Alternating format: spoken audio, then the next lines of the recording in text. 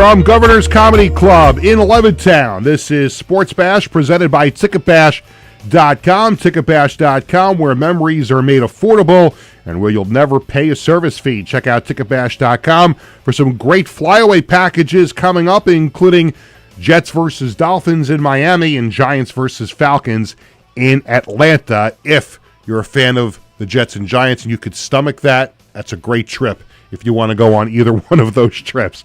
Sports Bash is also presented by the Ryan Anthony Head Start Fund, a group of like-minded individuals trying to raise awareness to our future generations of all possibilities of success other than just college. For more information, visit www.lookwhomadeit.org. Sports Bash is brought to you by our friends at the Embassy Diner, located at 4280 Hempstead Turnpike in Bethpage. Every customer is considered family at the Embassy Diner. Mention Sports Bash when you go there, and you get a free dessert with your meal. Sports Bash is also sponsored by Living Legends Memorabilia and Collectibles in Rockville Center, Long Island's go-to store for sports, entertainment, and political memorabilia since 1996.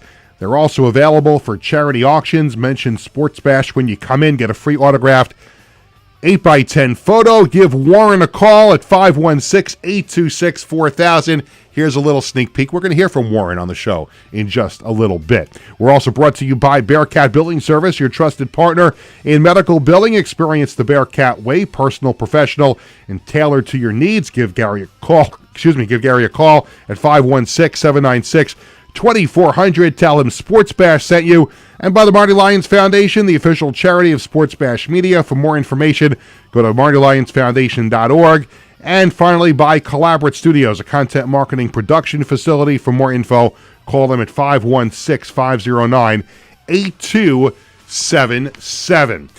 Well, good afternoon, everyone. I'm Peter Schwartz, 516-465-3990, the number to call here on Sports Bash on this rainy Thursday, ugly day outside. You know, we do need the rain, but you look outside, it was pouring this morning, and it just, kind of like exemplifies the NFL season we're having here in New York. When you see that, ugly weather conditions, you just think of the Jets and the Giants, and that's kind of apropos, but we have not had a rain like this in a long time. I can't remember the last time it rained, even a drizzle, right, Tony? Yeah.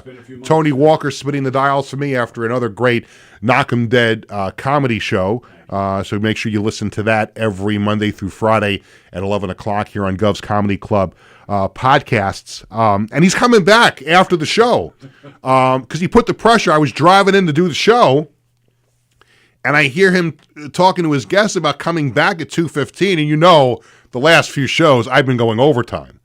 And Tony says, it's okay. You can go a few minutes past. But now I feel the pressure that I've got to get everything done by 2 o'clock. No? You're fine. That's why I told him 2:15, because right. I'll let you have your overtime. I can go 2:05 or something like that. 2:10 even. Yeah. Sure. 2:12. Just, whatever.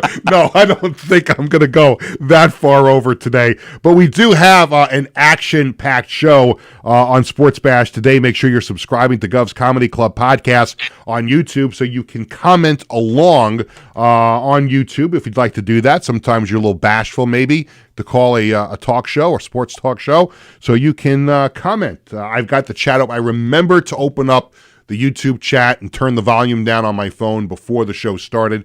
So we've got that going for ourselves today. Coming up at 1:20, we're going to talk a little pro wrestling. AEW will have their pay-per-view Full Gear this Saturday night at Prudential Center, New Jersey. We're going to talk to AEW superstar Orange Cassidy. He will challenge AEW World Heavyweight Champion Jon Moxley at Full Gear on Saturday night at Prudential Center, so that will be a good conversation. Then at 1:40, back-to-back, absolutely fantastic broadcasting, sportscasting legends will be joining us back-to-back. First up, legendary ESPN SportsCenter anchor Hannah Storm, who's done decades of great work at NBC, and she was at CNN for a while back in the day, and now she's on ESPN, obviously, for a long time. She is a cancer survivor, and she's raising awareness about the importance of hereditary cancer screenings.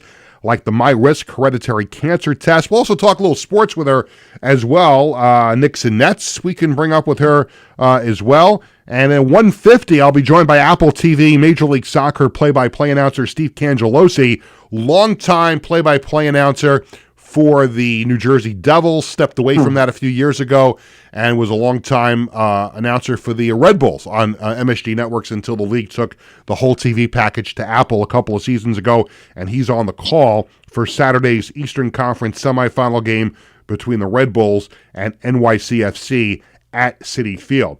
In a few minutes, we're going to be joined by my good friend Warren Heller, the owner of Living Legends Memorabilia. Tony, has he dialed in on the Zoom? We're going to get to Warren in just a minute, but I did want to bring up a couple of things before we get to Warren at Living Legends and talk about the item of the week and the Sports Bash Media poll question of the day, which is sponsored by Living Legends. That's coming up in just a couple of minutes. Warren, by the way, was worried that he wasn't going to be able to know how to use Zoom, so I had to give him the studio number as well. But it certainly appears as if he has figured out how to use Zoom. We'll get to him in a minute. The other day on the show, I started, obviously, by ranting about what's going on with the Jets. And, they fired Joe Douglas. I was leaving my house. I found out they fired Joe Douglas. We had this nice little rant on the show on Tuesday. And kind of lost in the shuffle of me bitching and moaning about how bad the Jets are, is that you almost forget how bad the Giants are too. And they've almost gotten a bit of a free pass with how dysfunctional the Jets have been this season. The Giants have had their own problems. Now, they've had their own problems for different reasons, but it's worth noting that the Giants are in the middle of just a horrid season at 2-9, and they have benched Daniel Jones. And not only have they benched Daniel Jones, they didn't even demote him to number 2. They didn't even demote him to number 3. They demoted him to number 4. Tommy DeVito is going to start this week. They have now Drew Lock has been demoted to number 3, who was supposed to be the backup that they signed to a $5 million contract. He's now number 3. He's now number 2. Daniel Jones is number 4, and they have brought former Jets legend Tim Boyle to the Giants this week. He will be the third quarterback, so they want Daniel Jones nowhere near the playing field because they don't want to risk him getting hurt, and then they have to guarantee him some money. So the Giants have this issue of being terrible for different reasons than the Jets have. The Jets is dysfunctional from top to bottom. But here's where the Giants season went south. They gave Daniel Jones a boatload of money last year because in Brian Daboll and Joe Shane's first year, the Giants go to the playoffs and Daniel Jones wins a playoff game. And by virtue of that, they're now boxed into a corner where, they now give Daniel Jones a contract extension at $40 million a year. Now they can get out of it after this year because there's only a certain amount of guaranteed money. But now look what has happened. That now they signed Drew Lock to a $5 million deal to be backup. Tommy DeVito starts the season as number 3. Now Tommy DeVito's starting. So this was clearly an ownership situation because John Mara had to say, well, listen, there's not much left to play with this year. Let's just have the fan favorite, Tommy Cutlets, Tommy DeVito, get the start this week. We drop Drew Lock. He's got to be wondering why he signed with the Giants now. And Daniel Jones certainly, he's played as you'll never see him in a Giant uniform again. And now the Giants, I know they tried to draft a quarterback last year. Excuse me. I'm sorry, Giant fans are choking when they're listening to me talking about this. And now the Giants have to draft a quarterback. They have to because Daniel Jones is going to get released. I don't think Tommy DeVito is a long-term answer at quarterback. And Drew Lock's going to go elsewhere. He'll go find an opportunity to play somewhere else. So as much as I like to bitch and moan and whine and cry about the Jets, well, the Giants also have their issues. And that has made for just one horrible New York area NFL season. It's time for the Sports Bash Media poll question of the day. It's presented by Living Legends Memorabilia and Collectibles, located at 124 South Long Beach Road in Rockville Center, Long Island's go-to store for sports, entertainment, and political memorabilia since 1996. They are also available for charity auctions. They do a great job with that, so you can give my friend Warren a call at 516-826-4000. We post a new poll question every weekday on the Sports Bash Media X/Twitter page. Here's today's question. Brent Sutter is going into the Islanders Hall of Fame on January 18th.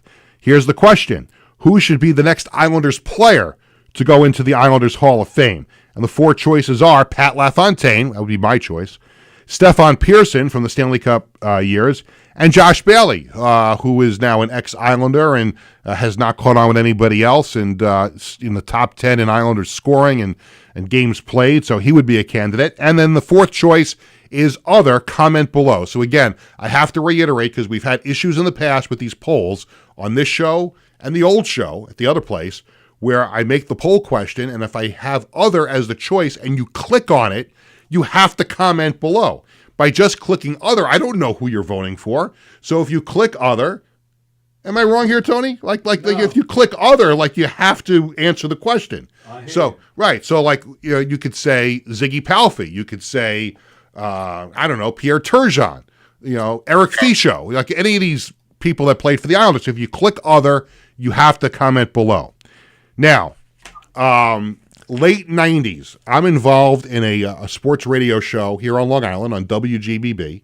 It was on Friday afternoons, and big sponsor of the show was Living Legends Sports Memorabilia, and that is where the relationship started between me and Warren Heller. And now I am so proud and so honored and so humbled that Living Legends is a sponsor of Sports Bash. And we want to welcome to the program for a few minutes my good longtime friend, just an overall mensch, Warren Heller.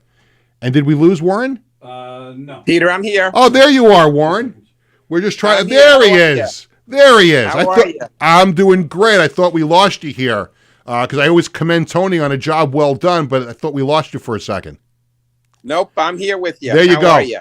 Doing great. And Tony, thanks again for getting Warren up on the program. And you see behind Warren on your screen some of the amazing memorabilia he's got at Living Legends. Warren, first of all, again, on behalf of everybody at Sports Bash, thank you for coming on board as a sponsor. We've had a long-standing relationship, and it's great to have you as part of the Sports Bash family. Well, it's my pleasure. Thank you so much for having me. And I look forward to a nice relationship with you guys. Absolutely. And if you didn't hear me mention this on the opening, for those watching, if you go to Living Legends in Rockville Center and you mention Sports Bash, Warren is going to show you a box of 8x10 autographed photos, and you get to pick one of them. It's that easy, right? Absolutely. There you no go. question about it. So we'll be more than happy to assist. And for your holiday needs, we're going to be having some beautiful items available for purchase, and hopefully everyone will find something that they're looking for. We have sports, we also have entertainment and political memorabilia, all for sale. Beautifully framed items, unframed items, basketballs, footballs, baseballs, hockey pucks, tennis balls, in addition, of course, to baseballs and photographs and bats, et cetera, et cetera. It is, and I've said this before, Warren, your store is literally, it's a virtual combination of all the Hall of Fames. Like you literally, you can walk through your store and it is a who's who of every major sport, also political, entertainment. Every time I stop in, I have to see all the Billy Joel stuff that you've got in the store, but it's a great place. I actually have one of the great, I've gotten a lot of stuff from Warren's store over the years, and one of the things I cherish the most is a chair back from Shea Stadium that I have hanging in the house. I thought about bringing it in, and I forgot to go upstairs to go get it. But it's just some great stuff. And what we'd like to try to do every week, if you can come on every week, great. If not, you'll take a picture of something. But we want to try and highlight an item of the week at Living Legends, and I was in there yesterday, and you showed me something that came in. I said that's got to be the item of the week, and that is a Caitlin Clark autographed basketball. So why don't you show that to everybody? I think we have the picture I took yesterday, but if you have it live and you want to pick it up, you can show everybody the basketball. There it is. Can you see it? Yep, you can certainly see it. It is a Wilson basketball, right? Yes, it's a Caitlin Clark edition. So they're not easily you can't get them everywhere. We were fortunate enough to get 3 of them. One of them is already gone. I have 2 left, and it's a beautiful piece. She is the epitome of what a superstar player, humble, a great player, and she's only going to get better. And her signature is not easy to come by. She was able to sign these. These were signed outside of Madison Square Garden a little bit earlier in the year. And she is now the face of the Women's Basketball League and the Women's NBA. And some people don't want to admit to that, but she really is. There's a lot of jealousy involved, but she is such a phenomenal player and such a good person. Yeah, there's no question. And she really, when you think about it, the WNBA has been, a strong league in a lot of ways for a number of years now, but I don't think they've ever had the boost that they had this year from her. Angel Reese obviously meant a lot to the WNBA this year. When you have the New York team, the Liberty, winning a championship and playing another great team, in the finals in Minnesota, it certainly made for a great year. But all eyes were on her this year. And as you mentioned, it's not a very easy autograph to come by. I know she doesn't say no to a lot of people, but to be able to get her own basketball with her signature on it, that's a great item, and I'm sure you're going to have a tremendous amount of interest in it in the store. I truly believe you're correct. As I said, one of them's already gone, and I have 2 left, and I certainly expect long before the new year that they will be gone as well. I would think so. Now, before I let you go, and I thank you for joining me for a few minutes, tell everybody about Living Legends doing charity auctions. It's a big part of what you do with Living Legends. Tell everybody about that, how they can get in touch with you if they have a charity, an organization that is looking to raise money. Sure, Peter. Living Legends has been in existence almost 29 years. And for all 29 years, we've been doing charity auctions to benefit various fundraising events throughout the metropolitan area. We've also done them in New Jersey and Massachusetts. So we have no problem traveling. And basically what we do is we bring enough items either for a silent auction or for a live auction. And it can be as many as 150 items or as few as 40 to 45 items. And what we do at these auctions is we'll lay everything out on the table. A percentage of everything that sells goes right to the charity. And in addition to that, we donate an item or items worth at least $150 to them out of appreciation for having us. All the money derived on those items stays with the charity. So there is no downside to having us. The charity can only make money, cannot lose any. We've done over 1,800 auctions during the 28 plus years that we've been doing them. We've been very successful. In fact, I have another one coming up this coming Sunday in East Meadow.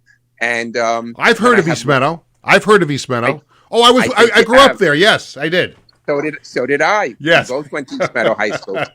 And then I have another one up in upstate New York a week from Monday. So, as I said, we travel, and we've been very fortunate and lucky to be where we are. And a good portion of that is due to the people who've come out to support our fundraising events. And we hope to do so many more in the future. If anyone has any charities that they deal with or they know of, please get back to me, 516-826-4000. I'll be more than happy to discuss them with them. And hopefully we could get together on a location, et cetera, and put forth a really, really profitable auction for everybody. He is my friend Warren Heller from Living Legends in Rockville Center. Warren, my friend, thank you for spending some time. A very, very happy Thanksgiving to you and your family, and we'll catch up again next week. Thank you, Peter. The very same to all of you. And I appreciate the time and look forward to seeing you soon. Absolutely. Living Legends in Rockville Center. That's Warren Heller, the owner, proprietor, and just all-around good guy at Living Legends in Rockville Center. When we come back here on Sports Bash, presented by TicketBash.com here at Governor's Comedy Club in Levittown, I'll be joined by AEW superstar Orange Cassidy. That's coming up right after this.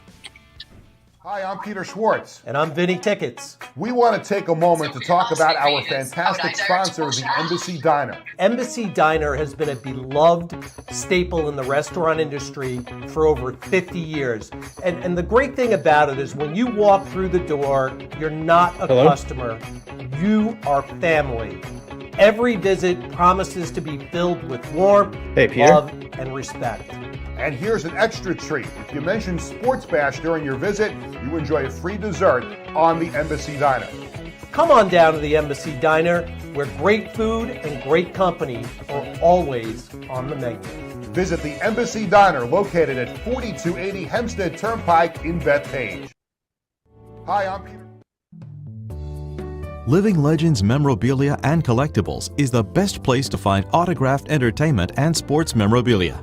We guarantee the authenticity of each and every item in our shop to provide you with quality collectibles anytime you browse our inventory. Our memorabilia includes autographed photos, sports equipment, jerseys, hats, and other paraphernalia from current athletes and legendary sports stars. If you prefer the entertainment industry, we have signed posters, albums, and photographs from classic movie stars and today's celebrities. To give back to our community, we participate in fundraising auctions for local charities. Call us today to request a specific autograph, find a special gift for someone else, or schedule an event. Living Legends Memorabilia and Collectibles. Living Legends Memorabilia and Collectibles is the best place to find autographed entertainment and sports memorabilia. Welcome back to Sports Bash, presented by TicketBash.com. I'm Peter Schwartz. This segment of Sports Bash is presented by the Ryan Anthony Head Start Fund, a group of like-minded individuals trying to raise awareness to our future generations of all possibilities of success other than just college. For more information, visit www.lookwhomadeit.org. Well, this coming Saturday night at the Prudential Center in Newark, New Jersey, AEW presents their pay-per-view Full Gear, and the main event of that program is going to be the AEW World Championship match between champion Jon Moxley and my guest at this time. He is AEW superstar wrestler Orange Cassidy, and he joins us here on Sports Bash. Orange, it's Peter Schwartz. How are you?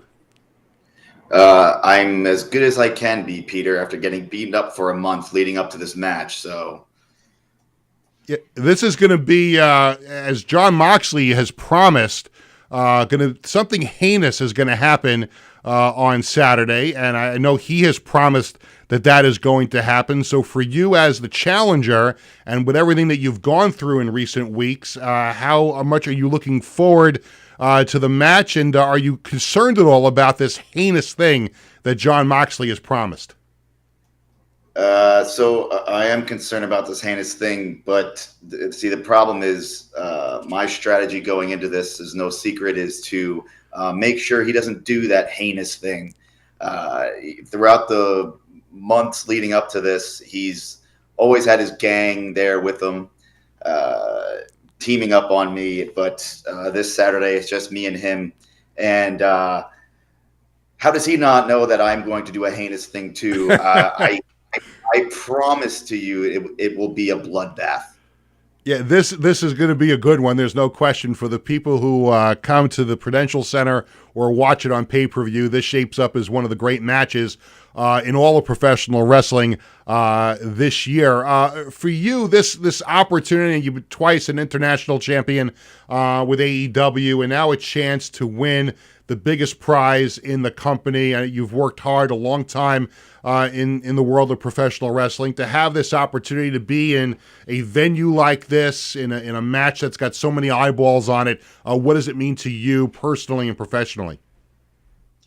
It just makes it all more important that I am successful. And I think it's important that a guy like me is the AEW World Champion. AEW we tout all the time that it's where the best wrestle and it's where professional wrestling lives and the best form of professional wrestling. And for me to hold that symbol, which is the AEW World Championship, basically saying that I am the best wrestler in the world, that not only that, showing what our style of professional wrestling is, I think that's more important. That is probably the most important thing that I do. I come away with that prize. How much fun has this been for you? I know you've had a bunch of stops in your career and on the independent scene, and to arrive at AEW, and obviously a number of years ago when Tony Khan started the promotion as competition to WWE, it obviously there was a lot of attention placed on it, and now it's still a viable product all these years later for you. What has it meant to be a part of this company, and for all the other wrestlers too, to have this opportunity that may not be available to them at other promotions? Yeah, and I think I think the best way I could answer that is I wouldn't be sitting here talking to you without AEW. I never had the goal, the vision of going to a WWE. They weren't even interested in me. I wasn't even on a list somewhere. I was never interested. New Japan Pro Wrestling out in Japan would never take me. So I was just doing my thing on the indies for as long as I could. And then when AEW comes along, and they are on a mainstream, major platform TV to show guys like me, women that wrestle like me, guys that wrestle like me, that we show this different style of professional wrestling that we all love. I am just forever grateful and want to do whatever I can to make sure that's never goes away. I think it's interesting, Orange, when you think about being a fan of a sport. Like, you always wonder what it would be like to be the owner, to someone who ran, like if you grew up a Yankees fan, you had a chance to own the Yankees. I know Tony Khan, how much of a wrestling fan he was when he was younger, and that was a dream for him to own a wrestling company. Do you sense that every day from him, how important this is to him and how much he loves this, and how he is trying to make AEW as good as it can possibly be and as successful as it could possibly be? I am just so grateful that Tony Khan decided to do this. It was things that he would write in his notebook, growing up in high school, and he would fantasy booking, but all of his work that he put in with the Jacksonville Jaguars, obviously, and the Fulham Football Club, he is giving a more sports-based approach on TV, in the ring, and out of the ring. And I'm forever grateful for that, because we are treated so much better than professional wrestlers were, I should say, before Tony Khan came along. He understands what wrestling means to us. He understands the passion that we have for it, and we understand the hard work that we put into it, and he rewards us. And it's I see Tony's analytical sports approach every single day that I work for AEW. And you have to appreciate the fact that he took that massive bump and then was there in the Jaguars' war room just a couple of days later. I mean, that's unbelievable that the boss took that kind of blow, getting dropped on his head, and there he is still in the Jaguars' war room a couple of days later. Yeah, I don't think he could have done it any other way. I don't think he would have accepted laying in a bed as an exception. He was going to do whatever he could to make sure that he was there. Orange Cassidy is my guest, an AEW superstar wrestler, and he will challenge world champion Jon Moxley at Full Gear pay-per-view on Saturday night at Prudential Center. In addition to being a wrestler, you're also, as I understand, a producer at AEW. So I guess my question would be, how important is it for a wrestler, especially one of your magnitude, to have that creative control over the product and to be able to kind of help with that blueprint of what the company should look like? Well, I think from the very beginning, AEW was never going to just be one person's idea, and then we all do that. I think from the very beginning, it was everybody's input was important. everybody's voice was going to be heard. I'm not really a producer, but I do help when I can. And from a lot of the younger talent who are just starting and maybe only 3 years into their career, and I'm like 20, they come and ask for advice, and I always am willing to give that, because AEW is a place where we're all trying to help each other grow and help each other become better. I think it's vital that our locker room stays united in making the product better together and not just trying to step on each other to get to the top. I think it's important that we all take the elevator up. Mm-hmm. You're a native of Stewartsville, New Jersey, and I'm just wondering, growing up, how did you become a fan of pro wrestling? When did that bug kick in, that itch that you said, I want to do this when I grow up? I always loved, I still do. I love movies, sports. I like it all. And professional wrestling is all of those things. So why would I not do it? Mm-hmm. And I was kind of sitting in my house, and I decided to build a professional wrestling ring in my backyard. Wow. Okay. It wasn't the best. I started doing that every Friday with the local neighborhood kids, and I'm still doing it now. Was there a wrestler or two that you looked up to, growing up, that you tried to emulate when you did break into the business? I thought it was very important, because I am not the biggest guy you'll ever see. I don't have the most muscles. I'm not I don't have those things that a person who doesn't know a professional wrestler, who's very casual to professional wrestling, they would look at me and say, like, oh, you're a professional wrestler. So I made sure that I stood out in other ways. So all those guys that were at the top, all the guys that were standing out, I wanted to do the opposite. I wanted to make myself unique.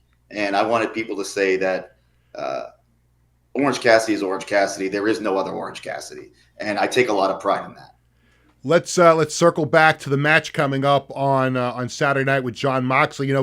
Since he returned from his hiatus, something changed with him. He had this different aura about him when he came back. Then remember that interview with Tony Schiavone that he declared that this was not your company anymore, and he has all of these like grandmaster things that things are going to change. And is that part of the hope that you have of becoming world champion, that whatever might be up his sleeve is not a good thing, that you want to derail this right then and there at Full Gear on Saturday in New Jersey? Yeah, I think you pretty much nailed it on the head, but I understand Jon Moxley wants to make AEW a better place, and we all do. Unfortunately, Jon Moxley wants to do it in a way that I don't agree with. Mm-hmm. He wants to build AEW to make it anew by sacrificing people, making people, he put a plastic bag over Bryan Danielson's head. Yeah, that was gross. That was terrible. He stomped a chair on my best friend Chuck Taylor's neck, and he thinks by hurting these people and ruining people's lives that it'll make a better place. I don't think AEW needs any person to sacrifice themselves for a greater good. We could do it all together. I think his vision is just a one of chaos and destruction. And before it even gets started, I'm going to stop it. And this is his first title defense, so I'm going to make sure he doesn't. I've beaten before, and both times that we have wrestled, it has been very bloody. And actually, one time he stabbed me in the head with a fork. Oh God! And that was in front of 80,000 people at Wembley Stadium. So yeah. I don't know what he's going to do, so I have to take that same approach. And I don't know what I'm going to do, but it's going to be crazy. It sounds like it's going to be crazy. And being that it's in New Jersey, I would imagine you're going to have a lot of friends and family in attendance. I have. Luckily, the Northeast has been very, very kind to me. So I got some people coming that'll hopefully make some signs and cheer me on. Well, Orange Cassidy, AEW superstar, challenging Jon Moxley for the AEW World Championship at Full Gear at the Prudential Center in Newark on Saturday night. Thank you so much for spending some time with me. Best of luck against Jon Moxley on Saturday night. We hope to talk to you again somewhere down the road. Next time, you'll be able to hold up the championship belt maybe and bring that to the show next time. I mean, if all things go according to the plan that I don't have, yes, I hope so.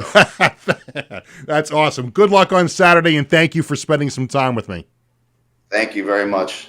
Orange Cassidy, AEW superstar, challenging Jon Moxley, the AEW World Champion, Saturday night. It's Full Gear on pay-per-view at the Prudential Center in New Jersey. If you want to watch it on pay-per-view, you can do that, or you can just get a ticket and go to Prudential Center. I guess tickets are available at Ticketmaster.com, so you want to check that out. Should be a great show on Saturday at the Prudential Center in New Jersey. So when we come back, still lots to do. This might be the most action-packed edition of Sports Bash that we've ever had, the old show and this show. So coming up, we're going to talk to ESPN SportsCenter anchor Hannah Storm. We're also going to talk to Steve Cangelosi from Apple TV. He calls MLS play-by-play, and he's doing the playoff game on Saturday at Citi Field between the Red Bulls and NYC FC. Still more to come. Sports Bash rolls on right after this. Schwartz. And I'm Vinny Tickets. We want to take a moment to talk about our fantastic sponsor, the Embassy Diner. Embassy Diner has been a beloved Thanks, staple Pete. in the restaurant Cheers. industry Talk to you soon. for over 50 years. And the great can't thing hear you, but about I'll it follow is up when on you email. walk All through good. the door, you're not a customer. You are family. Every visit promises to be filled with warmth, love, and respect. And here's an extra treat. If you mention Sports Bash during your visit, you enjoy a free dessert on the Embassy Diner. Come on down to the Embassy Diner, where great food and great company are always on the menu. Visit the Embassy Diner, located at 4280 Hempstead Turnpike in Bethpage. Hi, I'm Peter. In 1982, the Marty Lyons Foundation began with a single heartfelt mission: to bring moments of joy and hope to critically ill children by granting wishes that make their dreams come true. Since that day, we have touched the lives of over 8,500 families, raising over $43 million to grant wishes that offer a beacon of light in their darkest times. These precious wishes cost an average of $6,700 each, and your support is crucial to our mission. Every donation, big or small, makes a difference. And with 76 cents of every dollar going directly to supporting our families, you can rest assured your support truly changes lives. The Marty Lyons Foundation operates 11 chapters in 14 states now, working tirelessly to reach as many children as we can. This dedication goes hand in hand with our commitment to transparency and accountability, earning us top ratings on Charity Navigator, Great Nonprofits, and Candid, which underscores our dedication to those we serve. The Marty Lyons Foundation grants wishes to children ages 3 to 17. And what really makes this foundation so special is our willingness to grant not only a first wish, but also consider a second wish to a child who continues to battle a life-threatening illness. We stand by these children, offering them hope and strength through the power of dreams, giving our children the courage to wish for more. What's your purpose in life? Is your purpose in life to live in the big house and drive the nice car? No. Your purpose in this life is to make it a little bit better for those that follow, and realize that we live for today to see a better tomorrow. Visit MartyLyonsFoundation.org to learn more and get involved. In 1982, the Marty Lyons Welcome back to Sports Bash, presented by TicketBash.com. I'm Peter Schwartz. 516-465-3990 is the number to call. We'll get to your calls later on. Make sure you're subscribing to Govs Comedy Club podcast on YouTube. And this segment of Sports Bash is presented by TicketBash.com, where you'll never pay a service fee. Check out TicketBash.com for some great flyaway packages, including Jets versus Dolphins in Miami, Giants versus Falcons in Atlanta. My next guest is a trailblazer when it comes to women in sports, a veteran sportscaster, does outstanding work and is also raising awareness about the importance of hereditary cancer screenings like MyRisk Hereditary Cancer Test. And I want to welcome to the show one of the great sportscasters that you'll find anywhere, Hannah Storm. Hannah, it's Peter. How are you? Hi. Peter, great. How are you doing? Doing great. Thank you so much for spending some time on the show. Before we talk a little sports, I did mention the word trailblazer, and I've talked about this with other women in sportscasting, like a Susan Waldman, for example. Yeah. And do you like that term? Because at one point there weren't a lot of women in sports broadcasting, and now there's a lot. There's been this explosion. So when people talk to you about being a trailblazer, is it something that you're comfortable with, or do you think that word shouldn't be used anymore? No, I think you have to have that word. It's like all the women in the WNBA were saying this year, the WNBA didn't happen overnight. Like, they stood on the shoulders of the people who came before them, of the Lisa Leslies and Rebecca Lobos and Cheryl Swoops. I think the same thing goes with any profession, where there's where it really didn't exist before, and somebody had to be the first, and somebody had to start it, and somebody had to pave the way. And that's something that I take really seriously, and I always have. And even to this day, doing play-by-play for the NFL for 4 seasons for Amazon. I mean, that's something that hadn't been done before, right? Mm-hmm. So I think that I appreciate that label, and I think you have to embrace that label because that's part of history. You mentioned the WNBA, and now obviously you've got, there were already a lot of girls playing basketball, but now when you see the explosion with Caitlin Clark and Angel Reese, now you have so many others that now dream of being in the WNBA. What's it like for you when you have a young girl, whether she's in high school or college or wherever, and they say, I want to be like you. I want to be on ESPN doing SportsCenter. It's so funny because a lot of my colleagues, they I was their role model, now I work with them every day. So that's really cool. And then obviously speaking to young women, and it's really funny because a lot of young men ask me for advice too, which I love. I get such a kick out of. But I really do appreciate that. And I think that because I come from sort of the journalism side of sports, and that's, there's almost like, there's so many different ways that you can go, right? You can go and, on the debate side, the journalism side, play-by-play, sidelines, what have you. There's so many different venues, different podcasts, different, so much more than when I came into the business. So I love it. But I always say, like, the basics are, you have to work hard. You have to absolutely love sports. You can't be afraid to learn new things and to ask questions. And I always say you have to be able to write. I just think writing is so fundamental because writing helps you understand logic and why one thing needs to follow another and where to fill in the gaps. So that's definitely one thing that I think is just an invaluable skill. No question about it. Was there a sportscaster that you looked up to when you were thinking about getting into the business? I think of ESPN back in the day, and I think of someone like Gail Gardner, and there was another local sportscaster here in New York that I know was a trailblazer, Leandra Riley. So there were a number years ago that people could have looked up to. Was there a name or two that you wanted to share about that? Well, I mean, so Gail Gardner was my contemporary, right? So I will say, let's walk it back before then. The women that I admire, the only women who were really doing sports on television were the morning show hosts, because they would go and do the Olympics for a month. And so the woman that I really admired was Jane Pauley. And she did, I would watch her do the Today Show, and then I would watch her on the Olympics. And that was the only female face that I really had to relate to.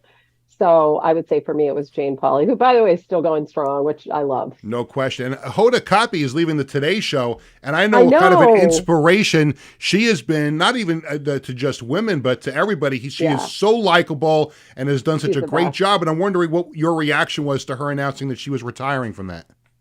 You know what? I really understand it because I did CBS The Early Show for 6 years when I had young children. And it was a lot. And at that time, I just did the morning show. She did not only the Today Show, she did Hoda and Jenna after, and then she had her like unbelievable podcast. And it's really hard. It's a really, really hard job. It's really exhausting. Time is of a premium. And I think that, she's accomplished so much that the next step will be something that will be challenging. And I think it'll be something that really fits into her life as a mom. And I think the possibilities are endless for her because she's already established this incredible foothold. But I know for me with my children, I always took like my family first, and then I backtracked what kind of job I wanted from there. So I was like, do I want to work only in the early mornings? Do I want to work? I always turned down any kind of job that was at night because I wanted to be there when my kids came home from school. So that's why I've pretty much been like a morning fixture for so long, even though I love to sleep in. So I just think that, I think that you have to kind of, you have to take your family and say, well, what's working for me? Yeah. So I really respect it a lot. I really respect her so much. No question. Hannah Storm from ESPN is my guest here on Sports Bash. And I mentioned before, Hannah is a cancer survivor, and I know that you are speaking out about raising awareness about the importance of hereditary cancer screenings. Tell me a little bit about that, what that road was like for you when you found out you were diagnosed with cancer, and how much you're trying to spread the word about getting checked out and making sure that things are done with women and everybody on a regular basis. Yeah, I'm really glad you added that, and everybody, right? With men too, because men, obviously men can get breast cancer, but my cousin, a male, passed away from breast cancer. Did he really? Yeah. Wow. So you have cancer in your family, right? And I have never had a single person in my family have breast cancer, and I had been having mammograms for like 20 years. So I'm like, no, I am fine. I was so blown away to find out that I had breast cancer. I had no symptoms, no family history of breast cancer. But there was a family history of cancer. My dad died of cancer during COVID, and I had two cousins who had cancer. Okay. I didn't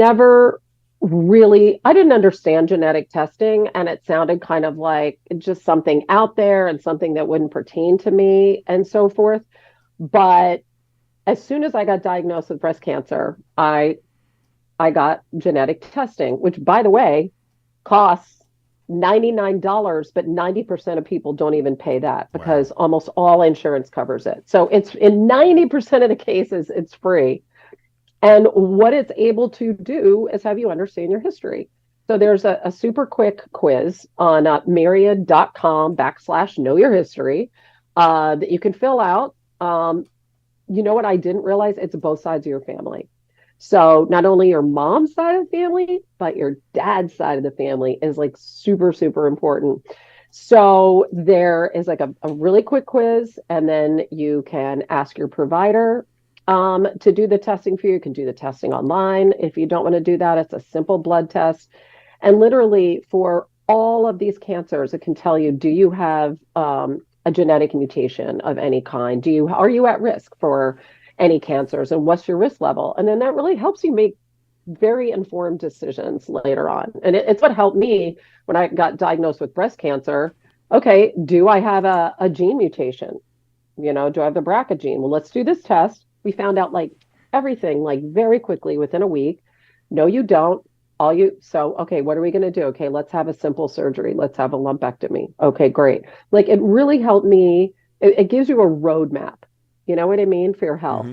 And it's easy. It's almost always free. And then you get ahead of the game, and you know how we like to do that in sports, right? Yeah. You're not go into the game prepared. Yes, but you're okay. Yeah. You're okay now. You're healthy. Everything is going well. Yeah. I just had my first follow-up mammogram, and cancer free. I take a drug called tamoxifen. And I'm going to take it for a couple of years, but it's really great. But yeah, and I'll be tested. Like I'll definitely have mammograms, ultrasounds, and MRIs, every 6 months for the rest of my life. But, you also want to know your history for your kids. So I have 3 daughters, so I want to know, what are we dealing with here? Right. And I want them to be tested as well. Just so you know, knowledge is power. I would be, and I'm glad everything is okay, and it's great information, and where everybody who has followed your career, we're thrilled that everything is fine with you and you're healthy now. But I would be remiss if I didn't ask you at least one sports question. Sure, because here in New York, we have not had the best NFL season.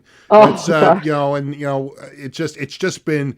It's a bit an utter disaster. Thank God my son Bradley plays college football for Western Connecticut State, and they're 8-2 so far this season. So at least I have that to root for as far as football is concerned. But let me ask you a basketball question. Well, first of all, two things. First, okay. I'm sure you know this by now, but Hubie Brown is going to do one more game this year at 91, and that'll be the final game. And you must have. With all of your travels, a relationship with Hubie Brown. Yes. Your thoughts on him at 91 calling his last NBA game? Okay, he's so inspiring. Yeah. He is unbelievable. I have known Hubie Brown since I was a little girl. My dad was a basketball executive. So in different iterations of our lives, we've been around Hubie Brown a lot. One of my dad's favorite stories about Hubie Brown is that before he would go into his post-game presser, he would take the stats, his stat sheet, right? And he would read it, and he would memorize a couple of the stats or whatever. And then he would go into his post-game presser and he'd be like, yeah, I think we probably shot around 46%, something like that from the field, where it was like off the top of his head, and everybody was like, oh my God, that's exactly what happened. But my dad used to tell that story in such a funny way, but so much respect for Hubie Brown.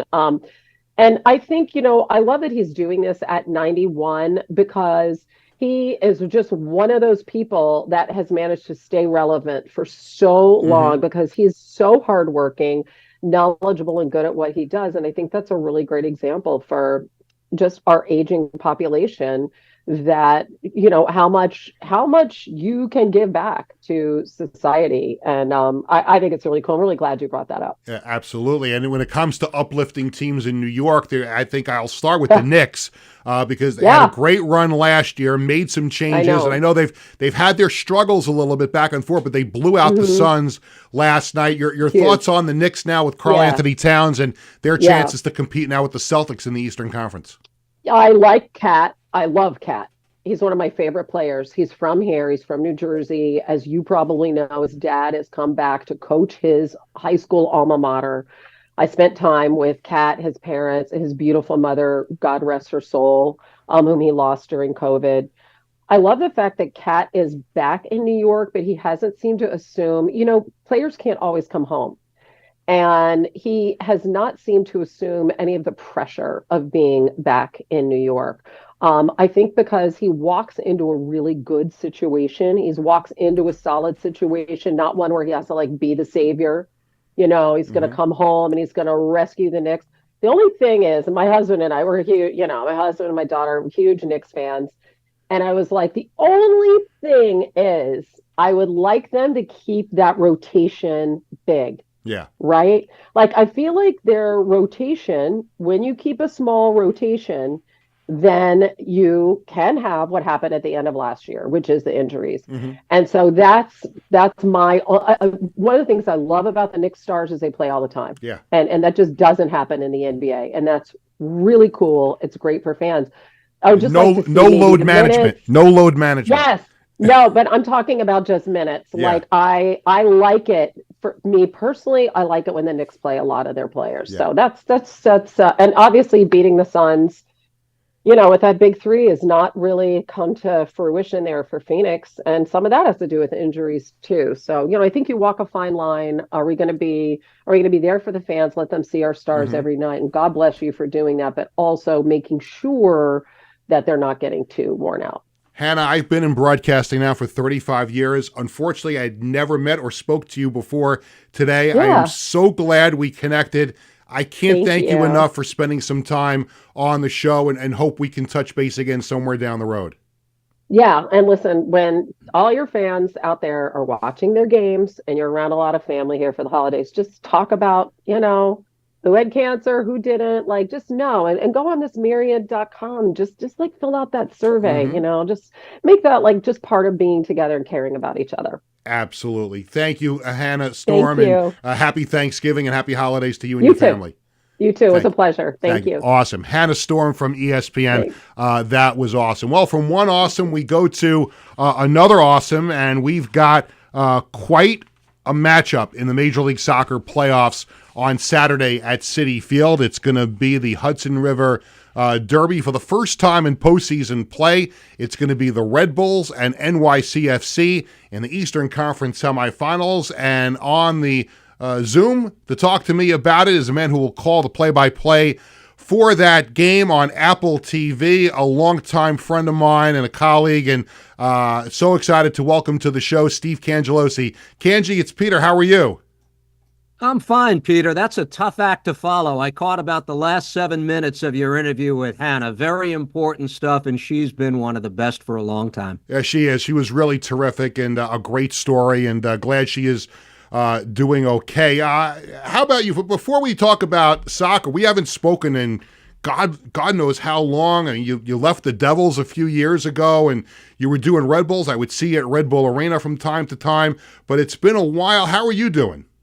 Everything is fantastic. We're 2 years into this project now with MLS on Apple TV Plus, and it's been a wonderful experience. The funny thing is, I left the broadcast of the Devils on MSG after 16 years, and I probably am on a plane now more, Peter, than I've ever been in my life, because there's no such thing as a home game anymore. No. These are all global broadcasts, right? I'm not focusing on one team. So this is the rare occurrence this weekend where I can just leave my driveway in New Jersey and take the drive to Citi Field. So it's local this week, but those games have been few and far between. It's been awesome. Yeah, and the coverage has been terrific. And I wanted to ask you, because obviously it opened up a lot of eyes a couple of years ago when Major League Soccer struck this deal with Apple TV, leaving the regional sports network and leaving a lot of the network TV broadcasts to go to Apple TV. And there were some that were skeptical about it. How could you put all the games on streaming? And the MSG did a great job with the Red Bulls for so many years. What's been the overall response to what Apple TV has done and the way that they've presented the games, not just with the national broadcast, but also including the other forms of announcer teams that you can get on Apple TV? Well, I think that the whole dynamic is different, and it's more akin to what you would see of how the major networks cover the NFL, right? Mm-hmm. There's no such thing as the local announcer outside of the radio universe, which still, in my opinion, remains very important to the presentation of all of these teams. So, look, I did the local package for 21 years on MSG. So you're in a rhythm, and it's a lot easier to gain the trust of the coaches and players that you see week in and week out. Well, now it's something where you're gaining the trust of coaches who might only see you once every 2 months, once every 3 months. So I think in that sense, you have to work harder in order to gain that trust. But I think if the job is done correctly, you do find yourself there. Again, the key word here, Peter, is that it's global, right? I cannot tell you in particular in the games I've done involving Inter Miami. I did the game where Messi was eliminated by Atlanta United in one of the shock results of these MLS Cup playoffs, one of the shock results in the history of this league. And in the back of my mind, I can only wonder how many people are viewing in Argentina. How many people are viewing in places like Barcelona, Spain, where Messi was a legend for so many years? And I've never gotten the mathematical handle on that, but it's always in the back of my mind when I'm calling these games. No question about it. My guest, Steve Cangelosi from Apple TV Plus. He'll be on the call for NYCFC against the Red Bulls in the Eastern Conference semifinals on Saturday at Citi Field. Let's talk about the game. It has been a great rivalry since NYCFC came into Major League Soccer a number of years ago, and I was at a game earlier this season with my son at Citi Field. It was a hard-fought match, and I think both teams are probably in a much different spot than they were back then. Your thoughts on this matchup on Saturday? What do you expect from these two teams? Well, I think New York City, rightly so, should be considered a favorite in this game. They swept the regular season series from the Red Bulls, and this is on one of their home grounds, right? It's not the preferred home ground. Yankee Stadium has some major college football this weekend with Notre Dame and Army, so the decision was made to play it at Citi Field. What's kind of throwing a little cold water on this, Peter, is that the Mets are in the process of winterizing Citi Field. So they're going to cap the attendance at a certain number. I understand they just expanded it to 25,000, and those tickets will all be accounted for. I think this is something where it would easily get 40,000 if you open the stadium up to that vast number, but there's a reason that they're doing this. The first thing that comes to mind about why the first two games might not be indicative of what we'll see on Saturday is a healthy Emil Forsberg. Forsberg was only able to come off the bench in each of the first two meetings, the game at Citi Field that you alluded to, and the 5-1 beatdown September 28th at Red Bull Arena, which I thought was important for New York City. That's the most lopsided win they've ever had against their rival. Not 7-0, the infamous Red Wedding that was played back in 2016, but the next closest thing. And truth be told, they were probably good enough to score 7 goals that day, Pete. Yeah, no question about it. The Red Bulls just always seem that they've never won a championship, but when you talk about the landscape of sports in New York, the Red Bulls have to be talked about more because they have just been a model of consistency in terms of making the playoffs. They have this ridiculous run of years in a row of making the playoffs, and I know for some people who don't follow soccer, they're like, who cares? It's just soccer. But the Red Bulls have done such an unbelievable job in putting a team on the field that's capable of winning. I'm wondering maybe if Cinderella is on their side this year because they had their bumps and ups and downs during the course of the regular season, and they seem to have caught a little bit of magic, a little bit of mojo here in the playoffs. Well, it's 15 consecutive years in the playoffs. You have a lot of football fans who listen to your show, I'm sure. So contrast that with basically the entire Jets postseason drought. You had to bring up the Jets, Steve. I promised myself I wasn't going to cry about the Jets that much in the show.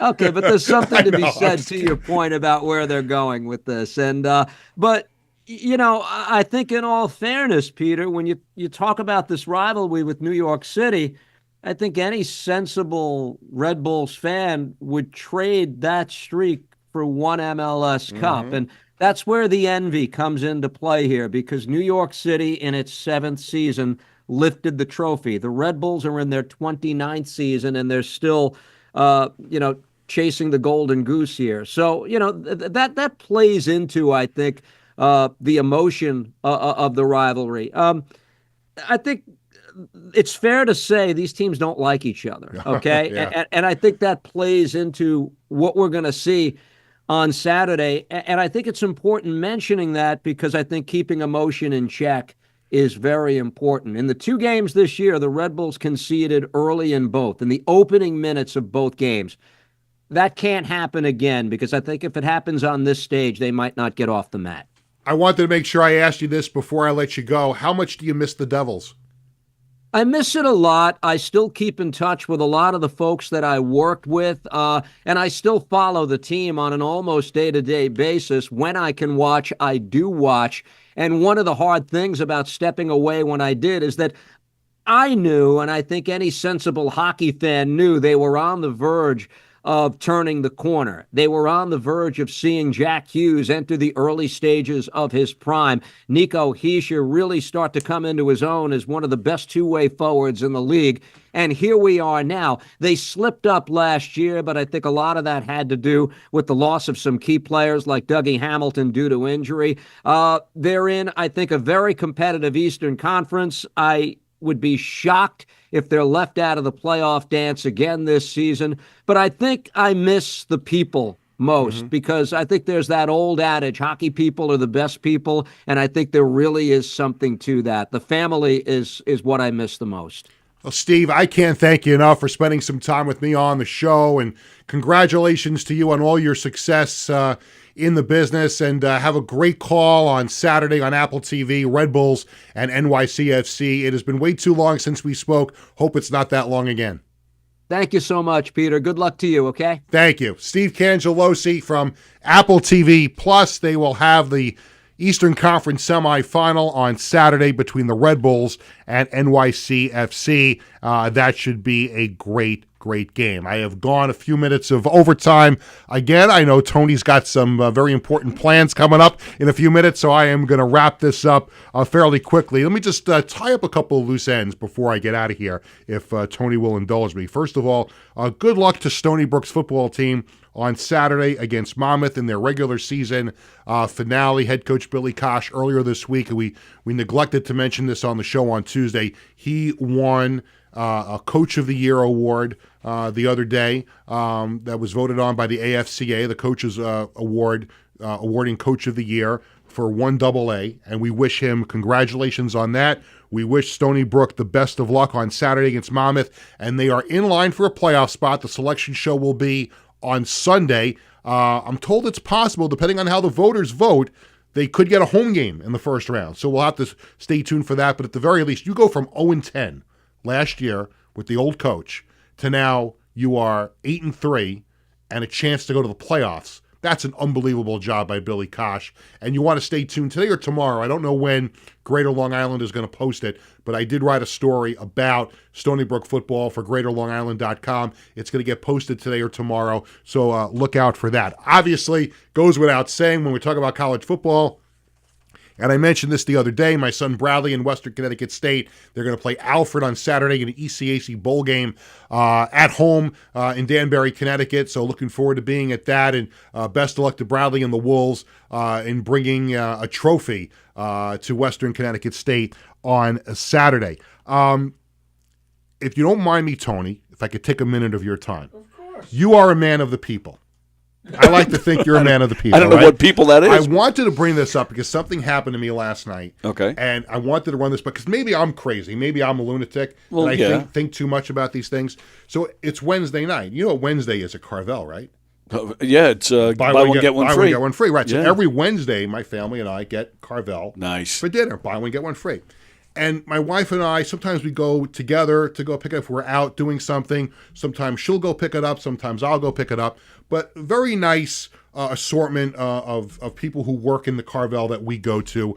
In fact, one young lady a few weeks ago mentioned she was going to one of the World Series games. Oh, wow. And I said, would you bring me back a program? I'll pay you for it next time. We're in every Wednesday, right. So you know we're good for it. And she did. She delivered on that a couple of weeks ago. But very, very nice people that work in that Carvel. But last night I went myself to go pick up the ice cream, and there was a new girl in there. Uh-oh. Very nice, very nice. I got everything correct and everything like that. But this, I don't know if this was right and rubbing me the wrong way, or am I overreacting, or maybe this is the thing. But at the end, I paid for it. She gives it to me. I said, you have a great night. And then she responded to me by saying, you have a good night. And I said to myself, I just told her to have a great night, and all I got back was have a good night.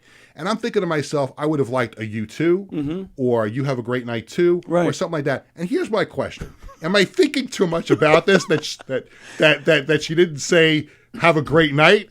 Or did I put too much pressure on her? Because usually when you say to somebody, when you're saying goodbye, you say, have a good day, have a good night. Right. But did I put too much pressure on the young lady by saying have a great night? Because I thought maybe that's what. Who is this guy to come in here and tell? It's 8:00 at night. How much? She's probably working until 9:00. Yeah. How possibly could she have a great night? So am I thinking too much about this, or what do you think? I think she just doesn't want you to have as good a night as she was going to have. Yeah. So that's why you only qualify as good, and she's having a great night. Yeah. I don't know. Maybe I'm thinking too much about this, but it kind of like I said have a great night. She said have a good night. I'm like. I don't think I would care. I just enjoy my ice cream. Enjoy my ice cream. Well, I did. Well, there you go. I absolutely did. So you had a great night. Screw her. Maybe I'm thinking too much about this, but when you wish somebody a great night and you only have someone say it back to you, say, have a good night, like, what did I do? What did I do wrong there? That's great. But my mind is warped sometimes anyway, so I don't know. Let me tell you about next week. And Tony talked about this on Knock 'em Dead Comedy Show. We've got a kind of a convoluted week here on Governor's Comedy Club podcast next week. We'll have Sports Bash on Monday at 3 o'clock.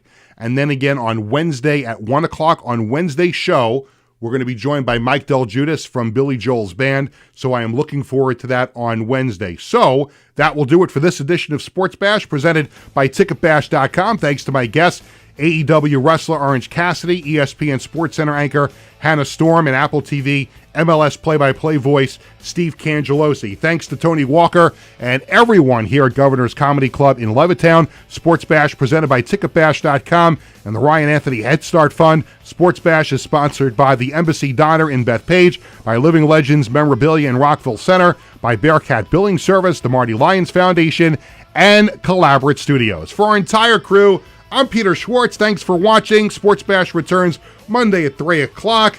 Have a great weekend, everyone.